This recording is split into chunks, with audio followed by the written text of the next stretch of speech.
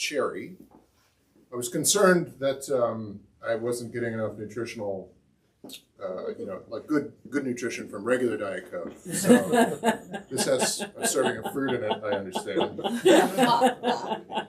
No, to make the case for industrial food, I have to walk the walk as well as talk the talk.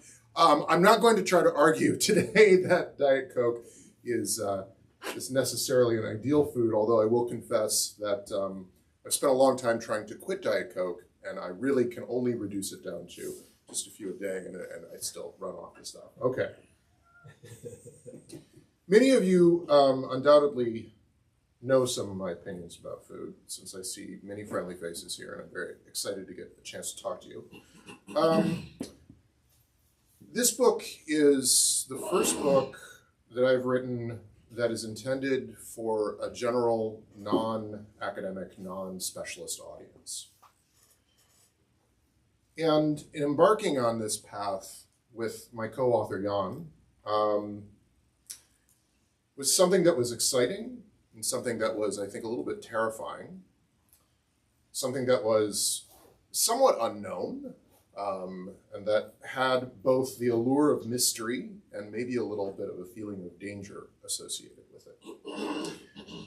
I'll let you judge how you think that turned out. In other words, does it actually sound like someone who's trying to have a conversation with you, or does it still sound like a professor? But the thing that I want to emphasize is perhaps maybe what I've learned from treading that path, which is that I often, when I hear my colleagues talking about writing for a general audience, which is something that I'm doing now, not just in terms of a book like this, but in support of it, also learning how to write for magazines and how to write for newspapers, is to think that the work of doing that kind of writing is somehow dumbing down the work that they do for other academics. And I found that to be the exact opposite of the truth. That as a matter of fact, the work of trying to translate complex ideas to a general audience is some of the most intellectually challenging work that I've ever had to do. It's enormously difficult. It's enormously difficult to translate those ideas and to do justice to those ideas, but at the same time, to put them forward in a way that's going to be maximally accessible. Being accessible, in the broadest sense, is one of the mobilizing values of this book, and something that we would like to see as well, when I say we here, myself and my co-author, enshrined and protected within our food system. So accessibility is a big thing, you'll find in reading it. Overall, though, and this is how I want to talk about the book, to give you a sense of what's coming now when I'm about to read from it. The book is in some senses a kind of reaction to what I think has been the dominant message within food writing of the past 30 to 40 years. And it starts usually, I think, with what is a pretty perceptive critique of some serious flaws with how food is produced and consumed in the United States. That is to say, high degrees of environmental harm that are produced by some forms of agriculture. It may mean something like health problems that are caused by poor nutrition. It could mean something like the exploitative wages and working conditions that many workers struggle with within the food system. It could be the harm that's done to the landscape. It could be the harm that's done to animals. Any of these might be ways of thinking about what the problems with the food system are.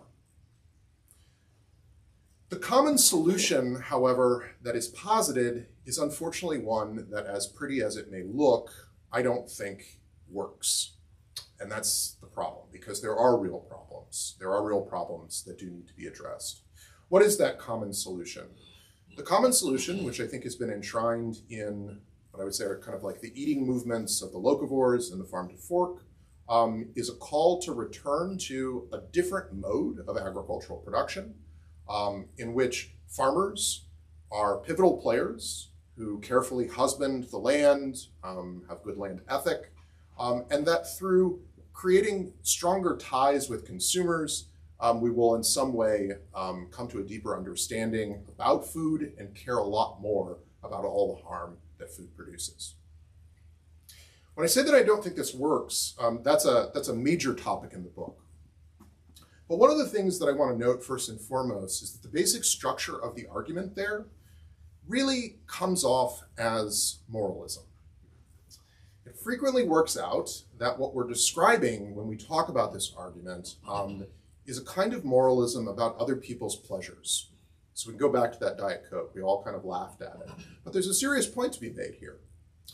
It may be the case that the Diet Coke isn't something that should be in my diet, right?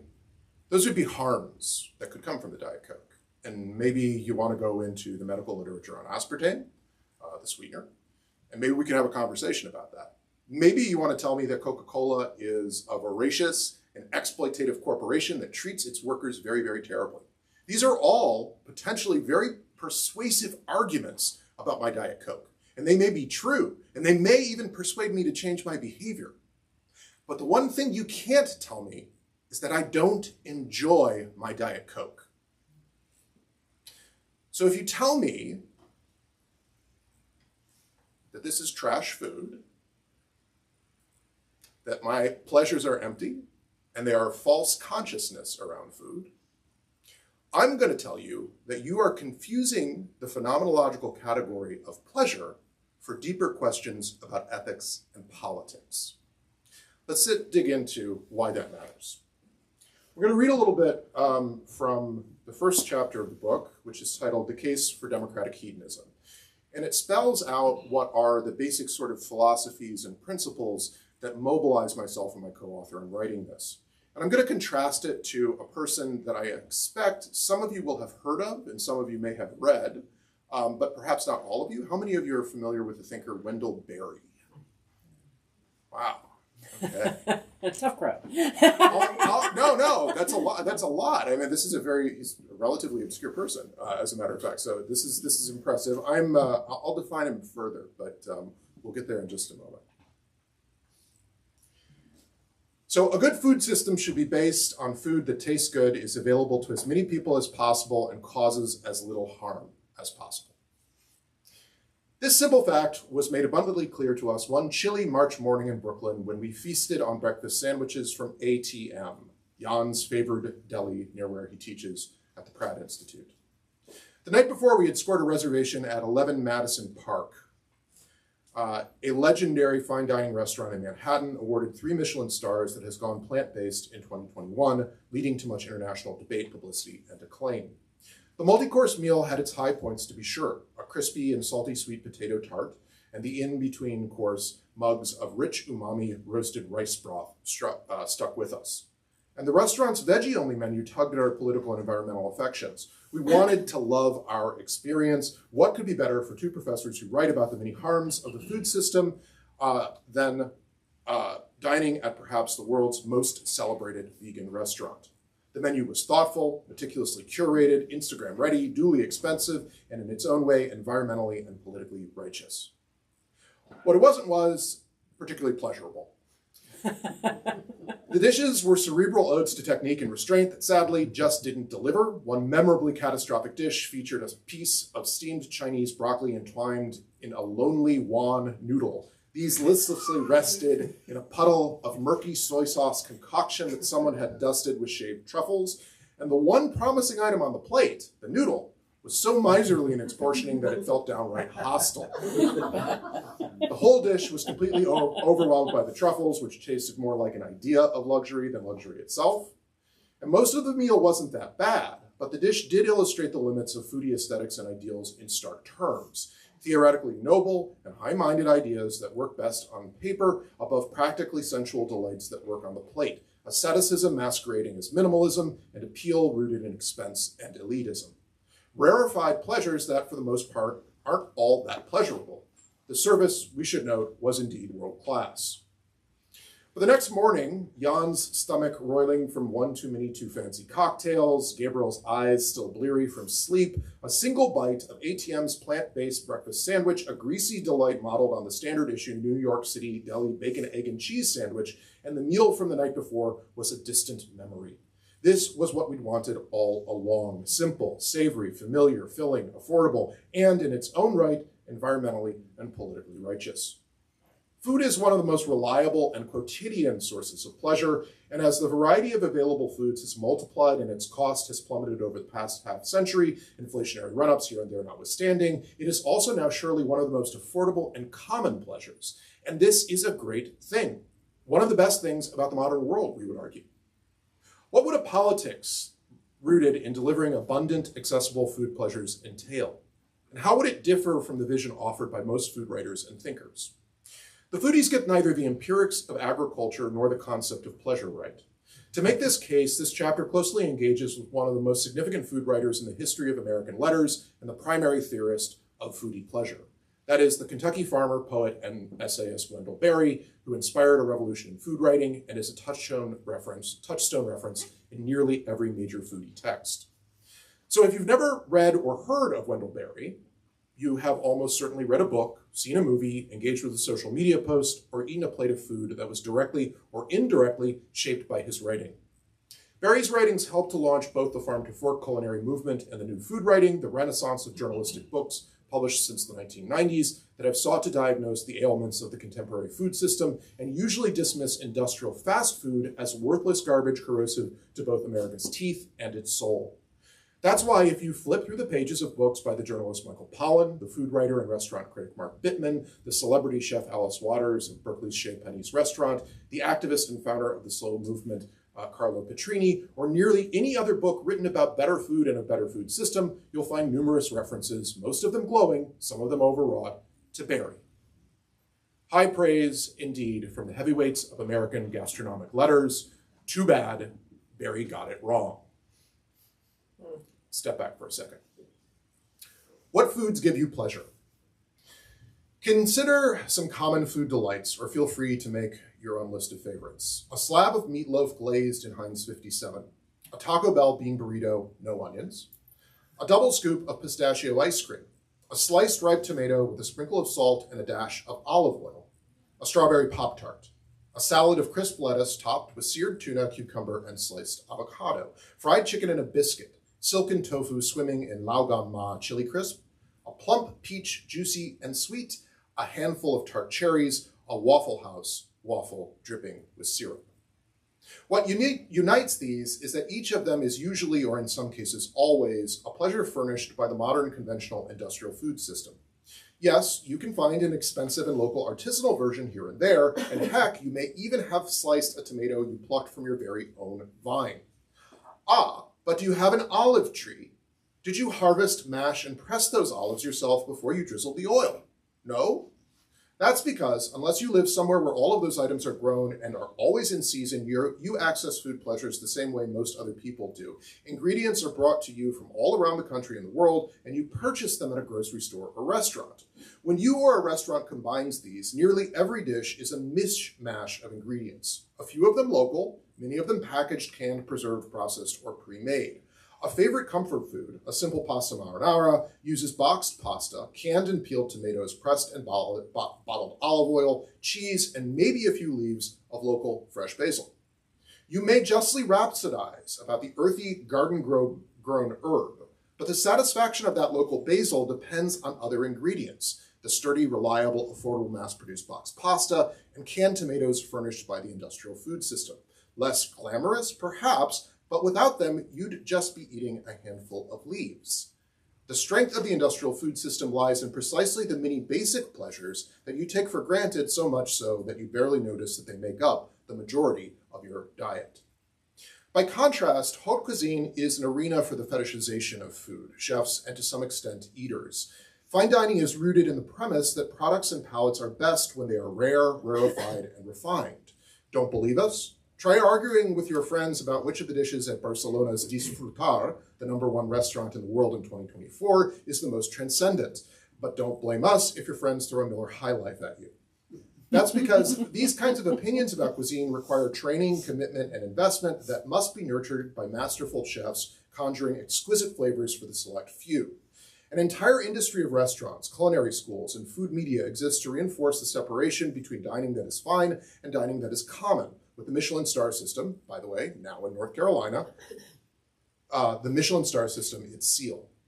Never mind that the sorts of aspirational tastes modeled by the fine food world often rest on a faulty foundation. For instance, American wine judges have been shown in numerous blind taste tests to be inconsistent in describing the same wines. In 2001, French experiment, many members of a panel of wine experts couldn't even differentiate between a white and a red when the white was colored with red food dye. That these tastemakers managed to keep churning out wine rankings and musings on tasting notes is a testimony to the power of marketing and the industry's need to maintain an illusion of enlightenment more than an actual superiority of gustatory sense.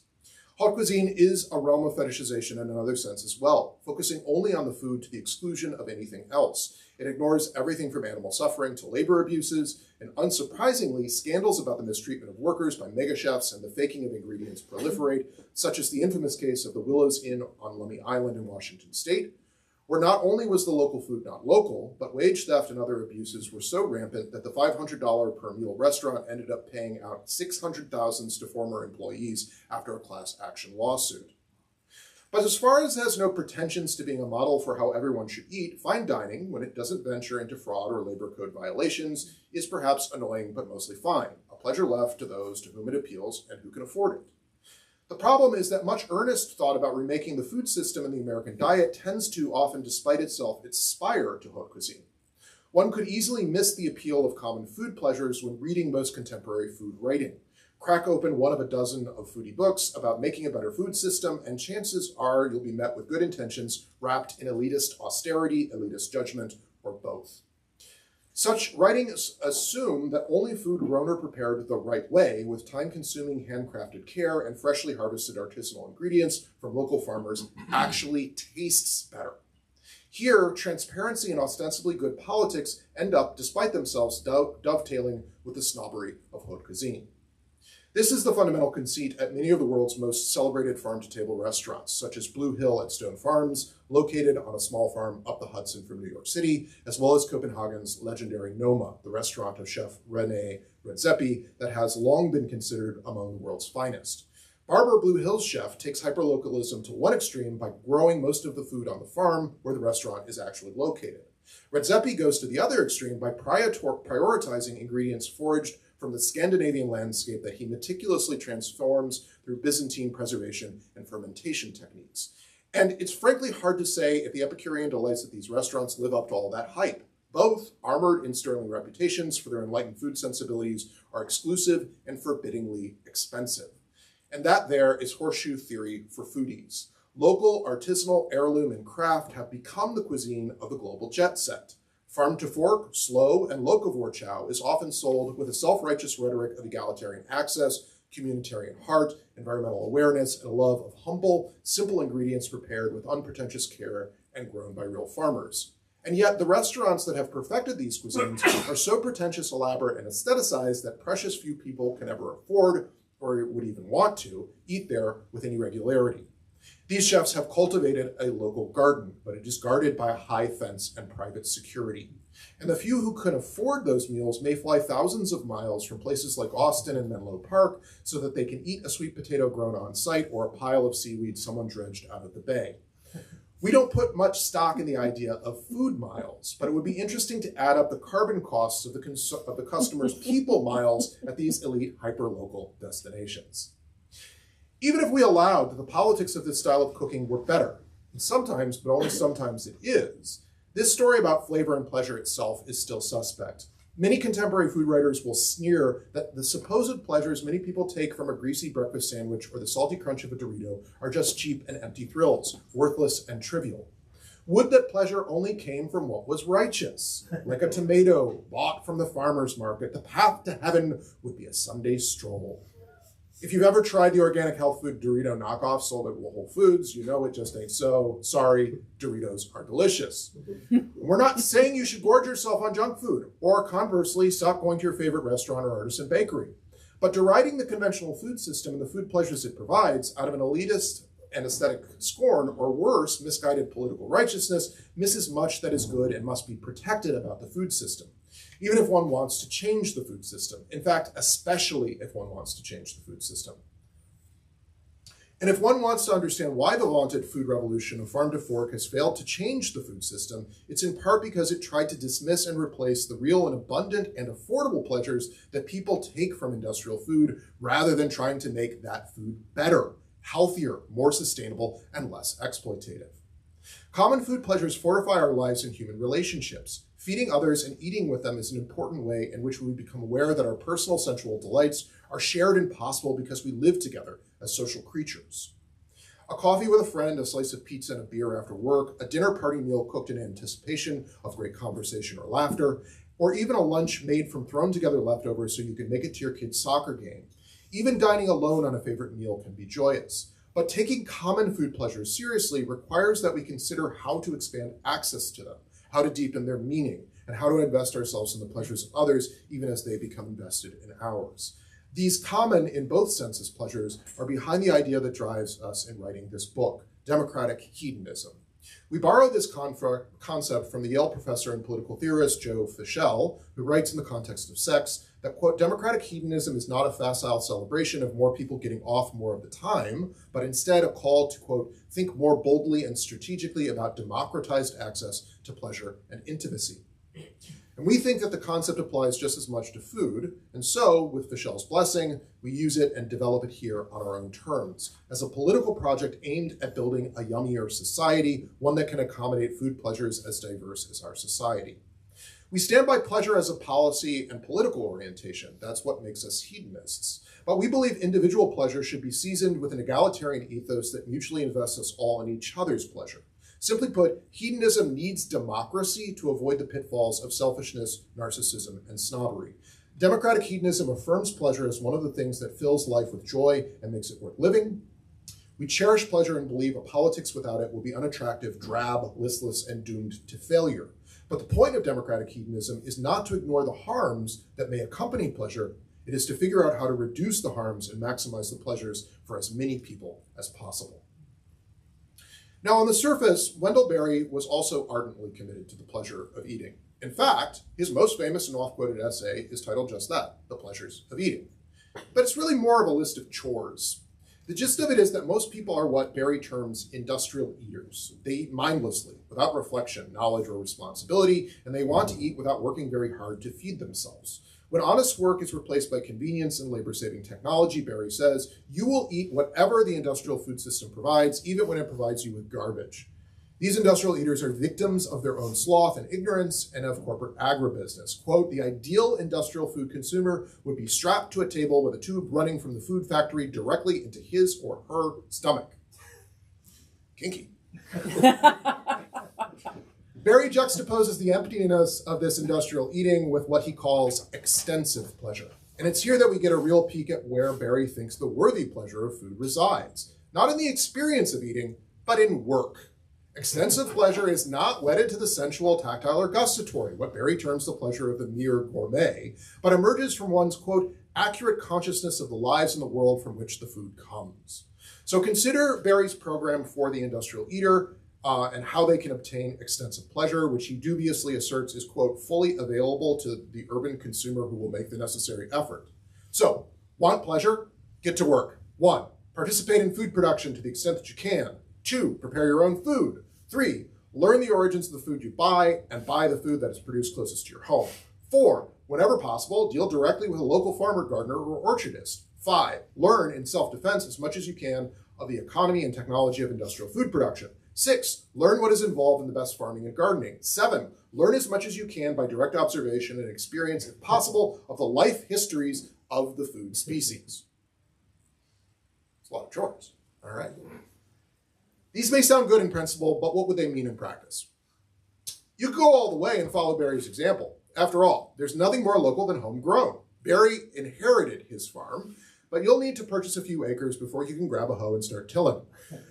And although we find the valorization of subsistence farming by affluent Americans distasteful, some hardy trailblazers have launched a modern homesteading movement largely based on this premise. Most readers will find this option a bit extreme or flatly impossible, so we direct you to the next best thing, the farmer's market. Be prepared to get up early on the weekend to scour your local farmer's market for the freshest ingredients before the other early birds pick your favorite stall clean. Check the available balance on your bank account before you go. It's going to be pricier than what you're used to at the supermarket. Supermarkets source their produce from all over the country and the world. That allows them to harness efficiencies of scale and capitalization, the comparative advantages of crops grown in climatically suitable locations, and low prices furnished by a competitive marketplace with tens of thousands of producers.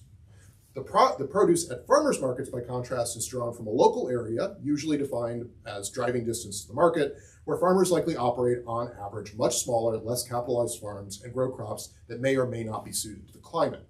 Meanwhile, because there are a few farmers to choose from, sellers at farmers markets are shielded from price competition, which means demand can quickly outstrip supply, and that, of course, leads to markups.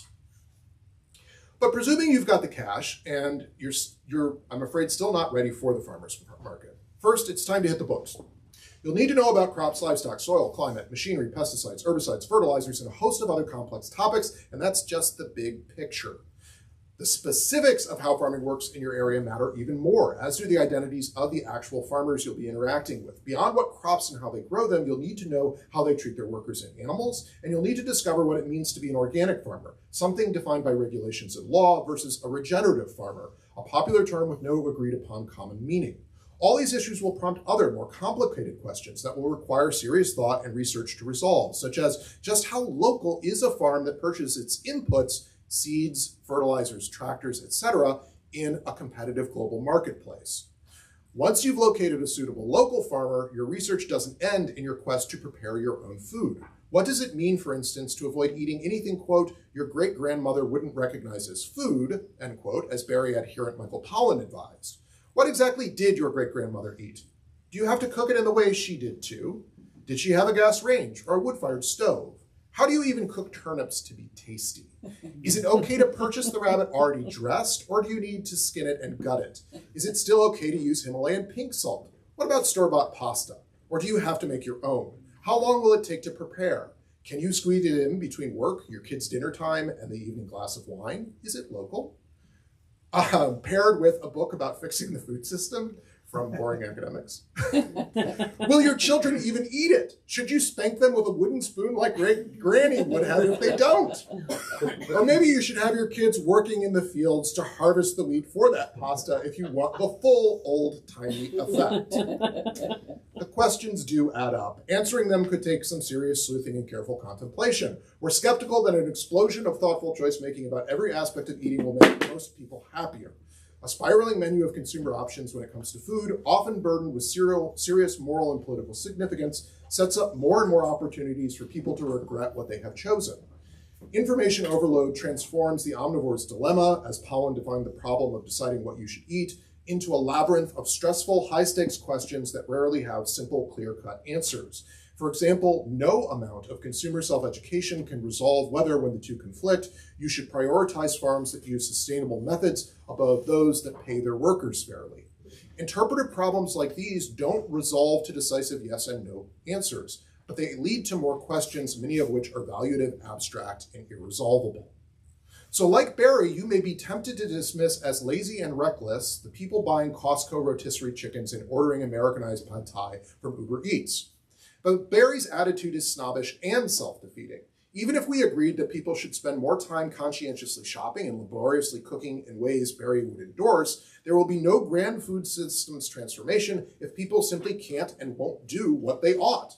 Dismissiveness about material barriers like scarce time and money suggests that people, like Berry, lack a realistic theory of change. Educating consumers about the virtues of homegrown food is lovely, but the hard realities of budgeting tend to teach consumers another lesson altogether. Extolling a virtuous path that no one else has any hope of following is a hollowed American tradition. The early residents of New England preached the predestination of the elect, and locavorism tastes like someone has rebottled that old wine. Taking this into account, it shouldn't surprise you that many of the most prominent foodie opinion leaders who champion Berry's farm-to-fork model operate luxury restaurants. Barber's Blue Hill restaurant, for example, will set you back $398 per diner, and that's before wine and the mandatory 22% administrative fee. By comparison, Water's Chez Panisse is a steal at only $175 for a meal. Why are these meals so expensive? In large part, it's because you're paying someone else to do all that legwork we described above. What Berry sees is the true source of food system pleasure. Locavorism done right is extremely time and labor intensive for you, or it's expensive because it's time and labor intensive for someone else.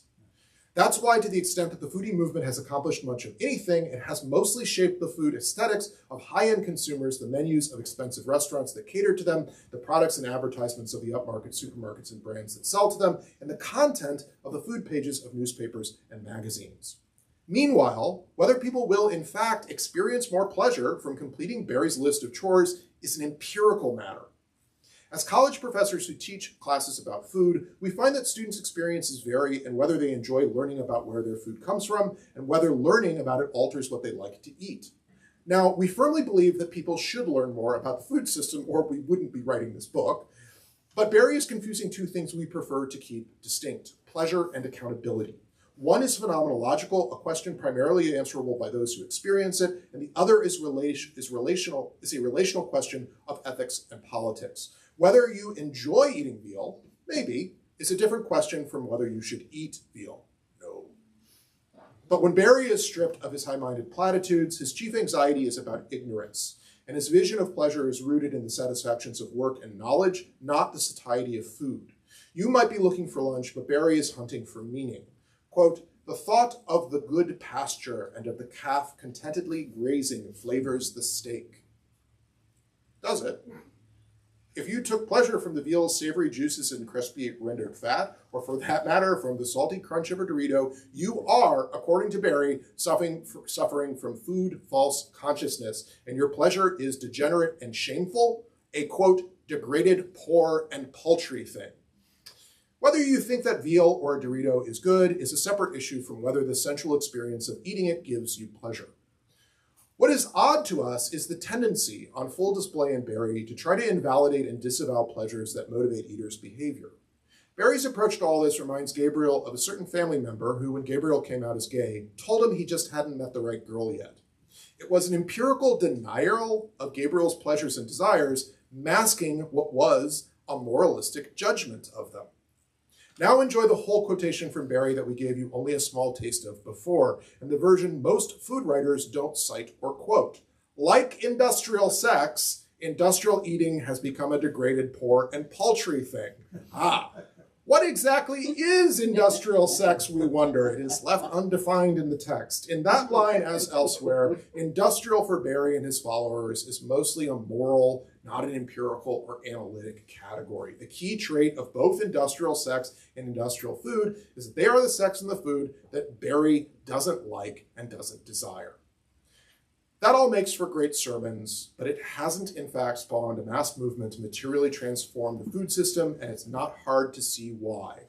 Eating the local war way is expensive and time-consuming, and most people don't find it pleasurable enough to justify those costs. Okay. There's a sharp ending to that. So that is part of the philosophical critique that the book lays out. There's much more on Barry and his particular history of agriculture and why he gets the empirics of that wrong as well. But I thought I would introduce it to you just in a general sense of giving you maybe a little bit of a better feeling for what we're talking about when we talk about democratic hedonism. The overriding thing that I want to leave you with here is that our political commitment in this book is that we're less interested in building an alternative to the conventional food system than we are trying to find a way to improve the average meal that is served within that system. And what I mean by that is that we think that there is far more better to be done in the world by even making a marginally better fast food restaurant meal. And I mean that in terms of nutritional outcomes, in terms of environmental outcomes, in terms of labor justice, in terms of virtually any other sort of metric that you can apply. That the simple scale of the industrial food system means that improving the average meal in aggregate has an absolutely enormous impact on the world. A 10% reduction in the amount of meat that Americans eat would offset all of the carbon cost of their automobiles. That's how significant it is. We talk about this in the book. 30% of GHGs are produced by the food system in the world, overwhelmingly from meat production. I don't want to focus solely on meat here, but the general point here is that when we're thinking about this at a scaled level, and we're thinking about how it affects everyone, not just in the country, but around the world, we need to begin to think big again. And although that's terrifying, part of what this book is about is encouraging us to stay with that trouble, right? Sorry, it's a Donna Haraway reference, was it? Yeah, to stay with it and to not be terrified of the bigness of the problem. My interpretation of the last few years in American politics is that there's a strong sort of like reactionary impulse when we're faced with large seeming problems where we want to bury ourselves and maybe in our neighbors or in our family, and we don't want to look at the world outside of us. And this book is a plea for us not to do that with food.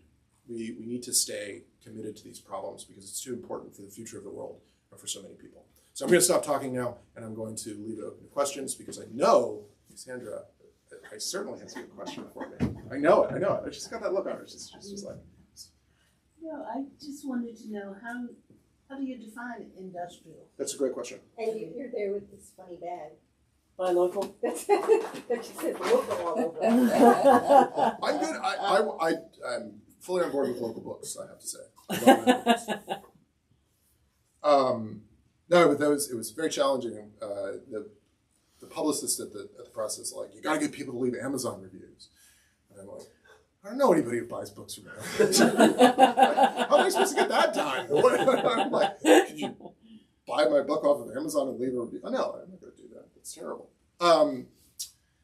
So from our perspective, when we talk about the industrial food system, I want to define it in like two ways. The first way is not going to be very helpful, but it's basically the entirety of the food system. There's very little in the food system that does not depend on the set of characteristics that I'm going to talk about in 1 second. And that is a uniform and scaled standard of both inputs and outputs. And that's what we mean by it. So it's large scale, and there is a reliability and standardization in inputs and outputs. And ideally, in a properly functioning industrial system, it's also a system that has regularized regulation, usually from a national authority. We unfortunately don't quite have that at the moment, which is a big issue in the book. To the extent that the industrial food system or the food system writ large doesn't work well, it's largely because it's underregulated. And we argue for a number of sound regulations in the book that would improve that. But the main thing that we want to leave you with is that the industrial food system is a system that means that you can go into a supermarket anywhere in the United States and find probably pretty close to the same set of consumer goods with the same level of quality and at roughly the same price point. And that price point is, at least by historical standards, quite affordable. That is one of the things that makes the American food system, by historical terms, incredibly accessible. We want to make it more accessible. I can talk more about that if people are interested. Other questions? Yes, sir. You see, you gave an example of reducing greenhouse gas. Are there other examples that you have of reducing some of the bad stuff in other dimensions that you mentioned? There's, there's animal welfare. Well, for animal welfare, I will say, and for any environmental metric that you care to use. So we can talk about it exclusively in terms of carbon costs or the equivalent in other greenhouse gases. We can talk about it in terms of soil degradation. We can talk about it in terms of biodiversity loss, eutrophication, and water use. Across any of those, the thing that would be the most helpful is also the thing that would be most helpful from an animal welfare perspective, and that's people eating less meat, and particularly less beef. I will go so far as to say, and we do talk about this in the book, that the sheer cost to the landscape, to our resources, to workers, and to animals of beef as a commodity is so much larger than any other food source, any food item in your life, that like, you could take the worst produced tofu steak you can imagine. Like the tofu steak that is made through the least environmentally friendly agricultural techniques and is shipped across the country by the most exploitative like trucking firm you can imagine, okay? Like whatever characteristics, and it still is going to be a fraction, according to all of those metrics, compared to beef. So the thing that we say in the book is that like, what has the best bang for your buck in terms of environmental outcomes? It's actually wilderness. Any sort of transfer of land that is currently being used for agriculture into wilderness has massive biodiversity advantages, also increases what we would call carbon sequestration capacity. And there's a sort of way of thinking about this called like carbon sequestration opportunity cost. So like you want to think about it this way, that any farm that you have where you've got all of these acres of corn or whatever, it's not just the level of sequestration of carbon that the soil in the land can do. So maybe you would like institute regenerative agroecological methods that increase the capacity of soil to sequester carbon. But that improvement in sequestration capacity is so small by comparison to what happens when you let it turn into a prairie or a forest or jungle or whatever biome is naturally gonna come up in that space.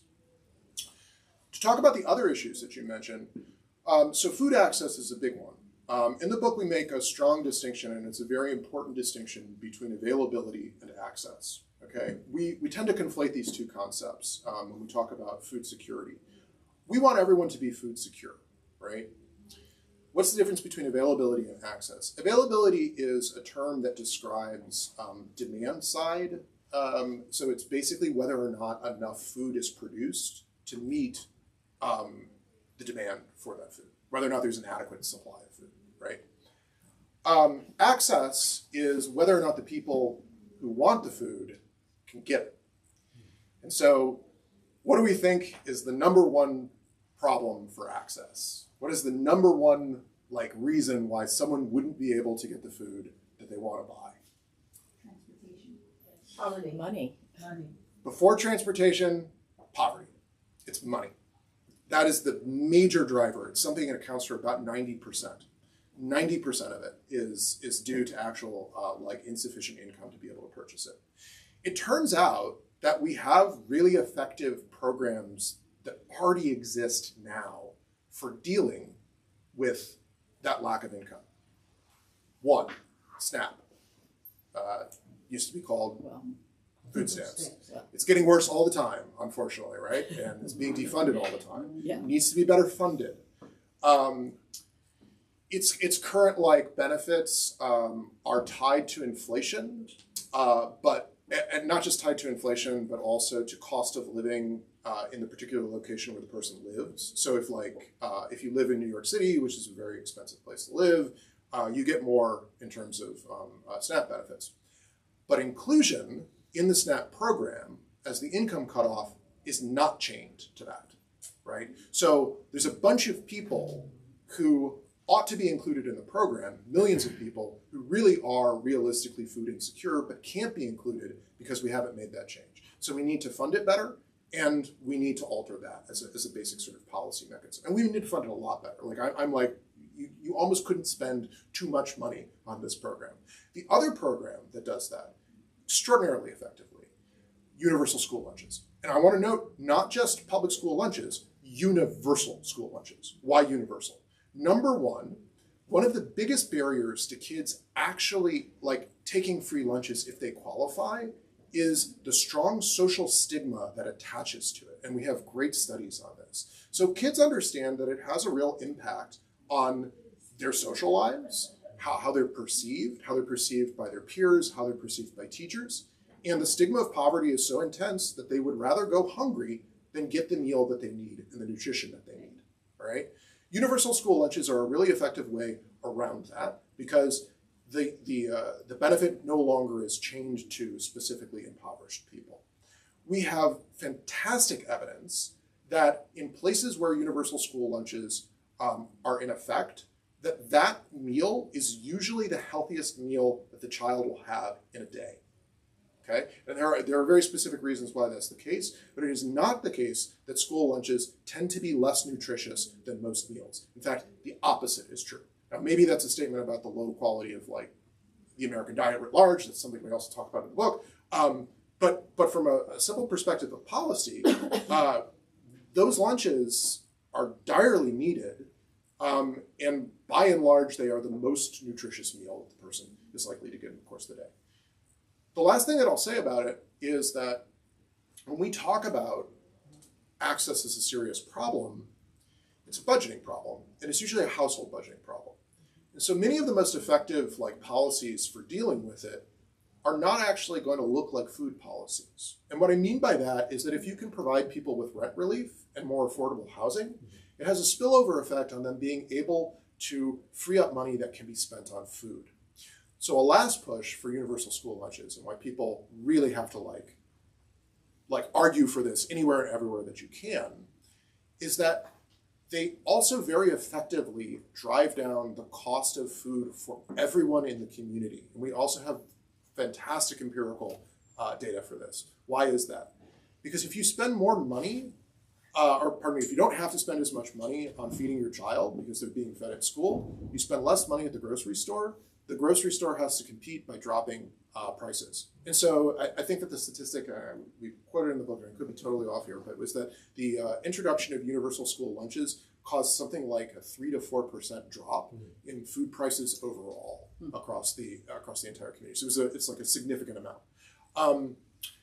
The thing, though, that we want to emphasize across all of these solutions, and we also talk about this in terms of things like food pantries, is that all of these solutions involve people feeding themselves using the system that already works, right?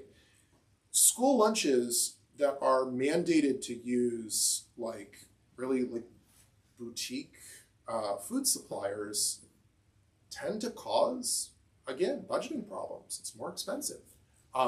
They're already operating on shoestring budgets. The same goes for food pantries. If you've ever talked to a person who runs a soup kitchen or something like that. So one of the first things that they'll tell you is that people love to give us their old cans that they don't want anymore. And it's a real problem because all of a sudden you've got 150 different cans of different food items. And you're thinking about how you're supposed to assemble this into an efficient meal that's going to feed 300 people who are hungry.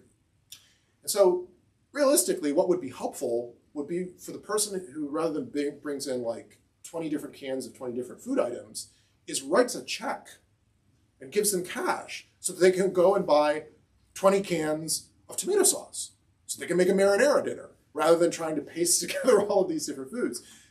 Again and again, across these, the reality is that if people are hungry, the most effective way to feed them is to get them resources and get them food.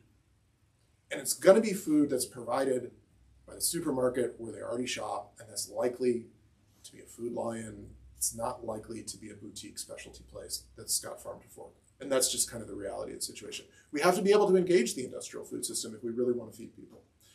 That was a long answer, but I think I hit a couple of ones that are not merely environmental. I hope it was. All right. Other questions? Do you talk about I understand what you're saying, use of the system or the complex that already exists, but you basically, maybe I'm wrong about this, but the stuff that tastes the best is the stuff that usually has the least nutritional value. Am I being elitist? Depends on what you like to eat. Because this has been equated to the tobacco industry and putting additives into things that cause addictive behaviors. So UPFs, right? Are the question, is it going to be? Do you mean UPFs? UPFs and and other stuff, but that to me that's what needs to change. Yeah. So that's really yes, we do talk about that. And we specifically have a, shall I say, heterodox take on UPFs. But let me explain the position. What's So, a UPF? Ultra-processed food. Ultra-processed food. Thank you. So there have been a lot of really interesting studies on UPFs. So first of all, what is a UPF and what is the sort of general schema that exists to define what they are. It comes from a group of epidemiologists in Brazil. It's often misunderstood to be an acronym. It's called the NOVA system. It's not an acronym. That's just the Portuguese word for new, as in new classification system. And it evaluates levels of processing and gives a four-number determination. So 1 is essentially a raw ingredient all the way up to 4, which is the highest level of processing. That's a UPF. And that's usually ingredients that you could not like manufacture in your own kitchen, but that are usually like the products of industrial processing, okay? So a UPF 4, or NOVA 4 rather, is a UPF. At a population level, and from an epidemiological perspective, there is a heavy correlation between UPF consumption and bad health outcomes. And that's been documented fairly robustly, okay? And what we're seeing there specifically is exactly what you're saying, which is that those are the calorically dense, like, junk foods that people like to eat. Okay, except it turns out an epidemiological model that grabs everything on the basis of level of processing and then correlates it to bad health outcomes winds up creating a category that misfires. So what else is a UPF? Baby formula. It's a UPF. What else is a UPF? Olive oil. What's that? Milk. Milk often can be if it's, yes, that's right. If your cheese has potassium sorbate in it, it's a UPF. Almost anything that you buy at a Starbucks is a UPF. Spirits are UPFs. So don't you dare think about putting a dash of rum into your Coke. well, into your Coke. Your cherry Diet Coke. Okay, so plant. This is the most famous one. An Impossible Burger is a UPF. Mm-hmm. Now, for the book, I went on an all UPF diet for a month.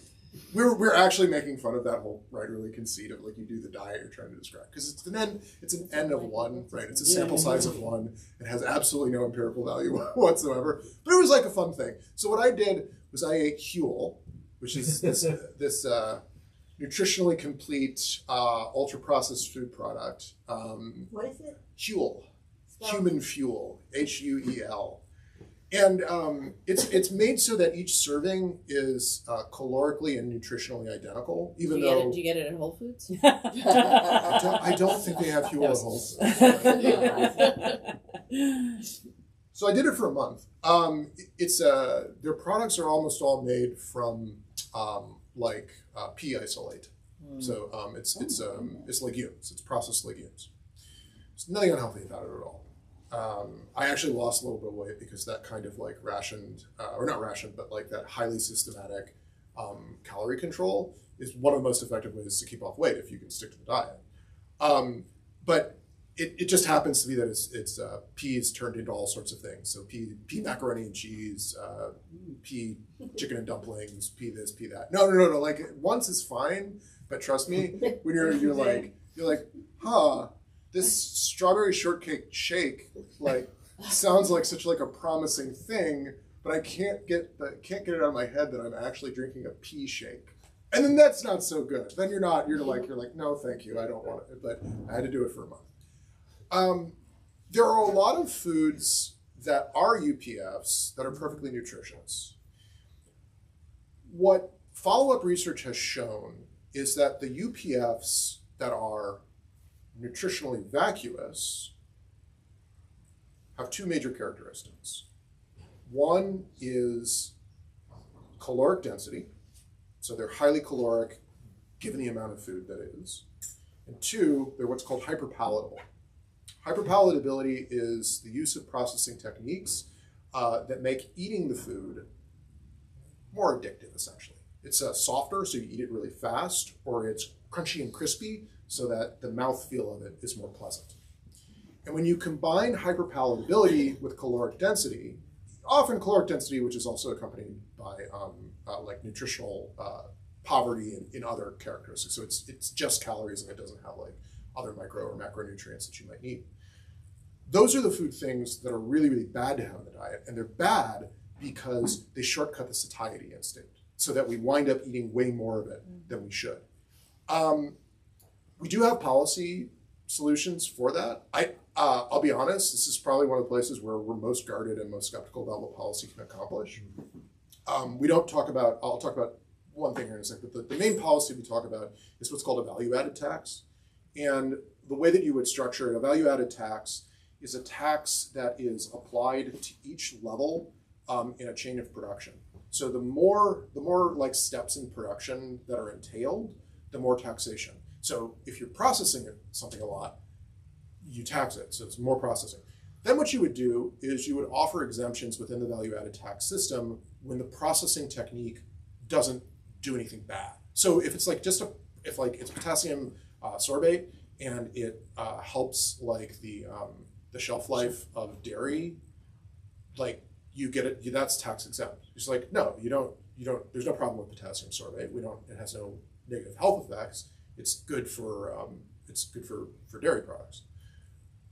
But if the processing technique is hyperpalatable, slap a tax on it. Now, people aren't going to like that, right? There's going to be resistance to that. And the same thing that we would say about meat, right? I'm saying people should reduce their meat consumption. Everyone already knows this. How do we make it easier? We talk a lot about that in the book as well.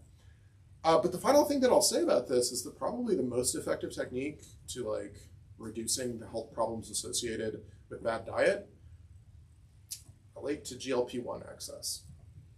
And I have really big mixed feelings about that, but that's the truth of the matter, is that at a population level, if we want to talk about like nutritional outcomes at a population level, which is what sort of UPF epidemiological modeling is about, then we have to talk about drugs like Ozempic and Wegovy.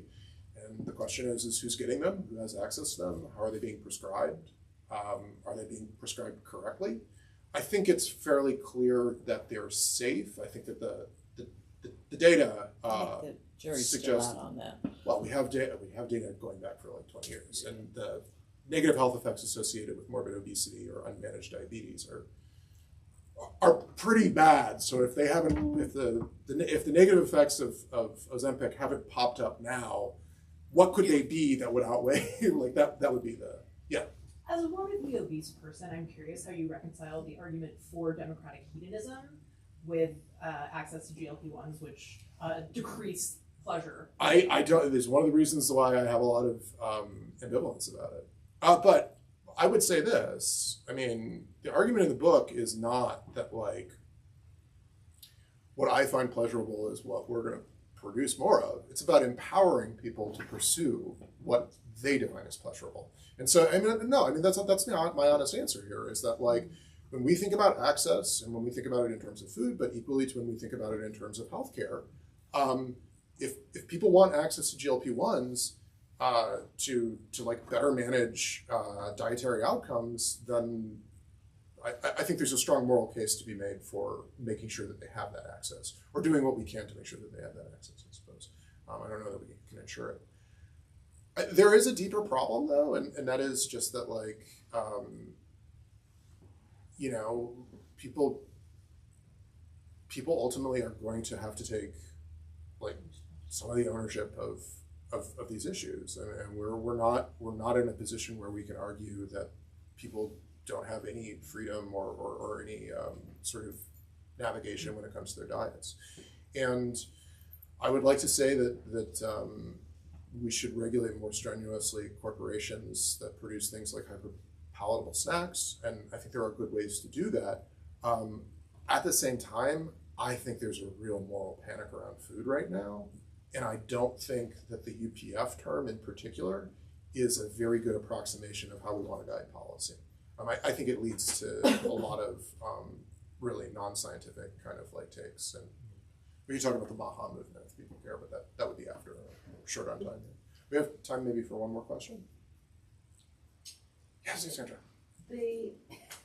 I'm sorry, I'm a paid. Did Wendell Berry send you? Yes. The issue of industrial food is touches on so many areas. Which one do you, and it's huge, which one do you suggest we start with first? I mean, there's the labor issue, there's the the food additive issue, I mean, there are all kinds of issues, so where do you So- start? I can't. So it's actually hard for me to tell you what to do on this because I say this when about beef, right? When we look at the harms of the food system, the harm of beef, of any of the commodities, is the most serious. But I can explain the environmental costs of beef. I can explain the science behind it. I can tell you that it takes 30 calories to produce 1 calorie of edible beef. But it's ultimately up to the person that I'm talking to decide whether or not those carbon costs are what they really care about, right?